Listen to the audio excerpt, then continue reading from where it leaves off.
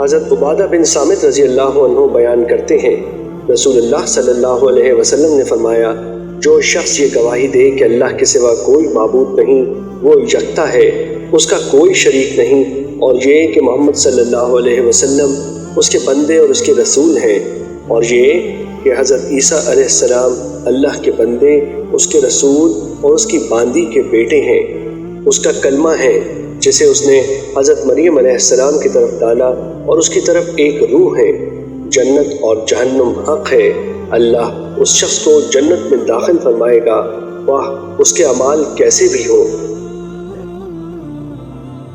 حضرت عمرو بن عاص رضی اللہ عنہ بیان کرتے ہیں، میں نبی صلی اللہ علیہ وسلم کی خدمت میں حاضر ہوا تو میں نے عرض کیا، اپنا دایاں ہاتھ بڑھائیں تاکہ میں آپ کی بیعت کروں۔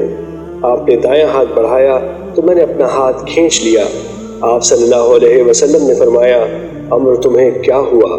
میں نے عرض کیا، میں شرط قائم کرنا چاہتا ہوں۔ آپ صلی اللہ علیہ وسلم نے فرمایا، بتاؤ کیا شرط قائم کرنا چاہتے ہو؟ میں نے عرض کیا، یہ کہ مجھے بخش دیا جائے۔ آپ صلی اللہ علیہ وسلم نے فرمایا، عمرو کیا تمہیں معلوم نہیں کہ اسلام پہلے یعنی حالت کفر والے گناہ مٹا دیتا ہے، ہجرت اپنے سے پہلے کیے ہوئے گناہ مٹا دیتی ہے، اور بے شک حج بھی ان گناہوں کو مٹا دیتا ہے جو اس سے پہلے کیے ہوتے ہیں۔ حضرت معاذ رضی اللہ عنہ بیان کرتے ہیں، میں نے عرض کیا، اللہ کے رسول مجھے کوئی ایسا عمل بتائیں جو مجھے جنت میں داخل کر دے اور جہنم سے دور کر دے۔ آپ صلی اللہ علیہ وسلم نے فرمایا، تم نے ایک بہت بڑی بات کے متعلق پوچھا ہے، لیکن وہ ایسے شخص کے لیے آسان ہے جس پر اللہ تعالیٰ اسے آسان فرما دے۔ تم اللہ کی عبادت کرو اور اس کے ساتھ کسی کو شریک نہ بناؤ، نماز قائم کرو، زکوٰۃ ادا کرو، رمضان کے روزے رکھو اور بیت اللہ کا حج کرو۔ پھر فرمایا، کیا میں تمہیں ابواب خیر کے متعلق نہ بتاؤں؟ روزہ ڈھال ہے، صدقہ گناہوں کو ایسے مٹا دیتا ہے جیسے پانی آگ کو بجھا دیتا ہے، اور رات کے اوقات میں آدمی کا نماز پڑھنا گناہوں کو مٹا دیتا ہے۔ پھر آپ نے سورہ سجدہ کی آیت تلاوت فرمائی۔ ترجمہ، ان کے پہلو بستروں سے دور رہتے ہیں، حتیٰ کہ آپ نے وہ عمل کیا کرتے تھے تک تلاوت مکمل فرمائی۔ پھر آپ صلی اللہ علیہ وسلم نے فرمایا، کیا میں تمہیں دین کی بنیاد، اس کے ستون اور اس کی چوٹی کے متعلق نہ بتاؤں؟ میں نے عرض کیا، کیوں نہیں اللہ کے رسول، ضرور بتائیں۔